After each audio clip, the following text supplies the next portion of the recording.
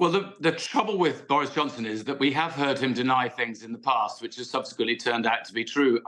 I can't remember the inverted. What was it? His line was an inverted pyramid of Pyramid of piffle, piffle. wasn't it? Yes, I can't remember what that was, but anyway, it proved to be completely and utterly true, and not an inverted pyramid of piffle at all.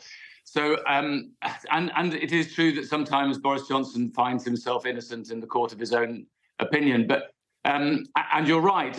I'm very hesitant to get into the specifics of this case because, A, there's potentially a police investigation. B, there's the privileges inquiry, which I'm not party to. I recused myself from chairing that because I believe that I already had a view as to whether Boris Johnson has misled Parliament and done so recklessly or deliberately. I wonder what that might be, Mr. Bryant.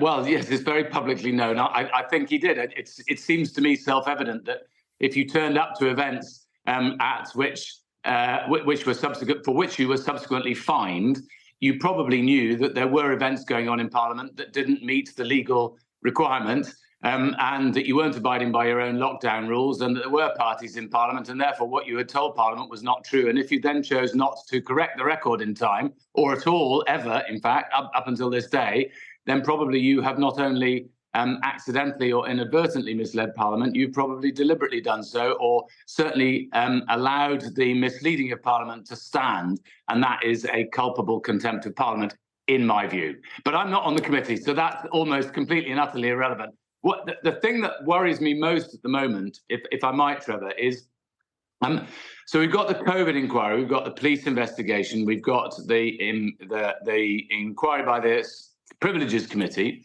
We've also, in the last week, had the ministerial code, a decision on the ministerial code in relation to Suella Braverman. I think that was an odd decision, but be that as it may, that's yet another body that's been doing an investigation. You also have, this week, there have been stories in the press today that MPs have been claiming, or some MPs have been claiming, speeding or parking fines on their expenses. And that is regulated by yet another body, which is IPSA, the Independent Parliamentary Standards Authority. Sorry, may I just stop worry. you? Yeah. May I just ask you, actually, I want you to come to that point about MPs claiming the cost of parking fines on their expenses. Two things. First of all, are you going to be investigating that through your committee, number one? And number two, from what we know the rules at the moment, is that actually wrong? Well, as I was about to explain, weirdly, the rules on expenses are governed by IPSA, a separate body. And my committee, the Standards Committee, has no power to investigate. Well, in fact, we can't investigate anything. It's only the Parliamentary Commissioner for Standards investigates if he thinks there might have been a breach of the rules, and then reports to us, and then we adjudicate on them.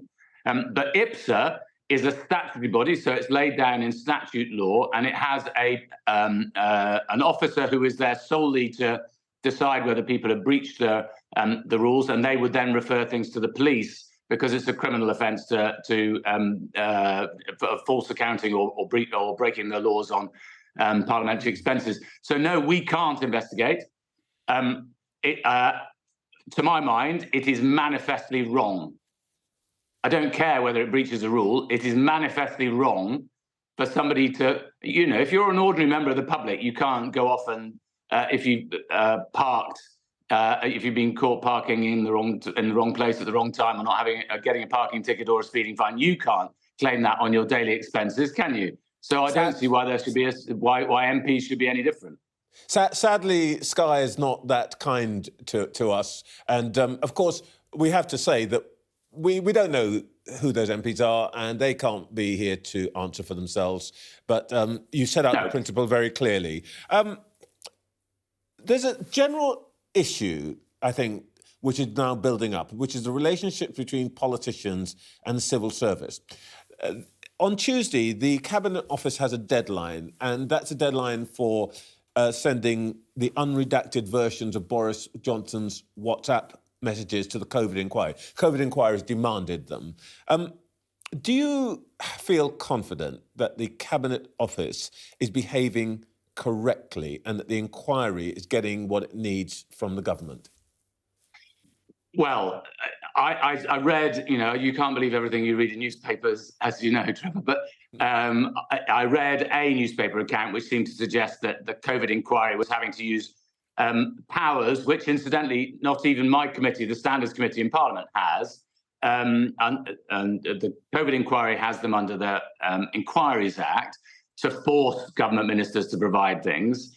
There shouldn't be, you would have thought that, well, it's the fundamental principle of good government that openness and transparency is there. The Ministerial Code says in terms that no minister shall ever refuse to provide some information unless it is legally necessary to do so. And so I think there's a danger here that if the COVID inquiry doesn't get everything it needs in a timely fashion, that it will feel to the British people as if ministers are trying to obstruct a proper inquiry. And that will be both a breach of the Ministerial Code and morally offensive. There are lots of people, I mean, my constituents still want to understand why so many people died in care homes and there was no proper ring of protection put around them and people were sent to care homes. So I think people want to know the truth is all I was going to say. And sorry, one month, sorry to bang on, but one other thing. My worry is that we have so many different organisations and so many different rules that it's actually very difficult for the public and, for that matter, politicians to understand who governs, who regulates what particular bit. The Ministerial Code, the Civil Service Code. I think all of this is ripe for reform. The whole system is simply not fit for purpose anymore. OK. Chris Bryant, thank you for banging on with us this morning. Sorry. That's what we're here for. Thanks very much for your time.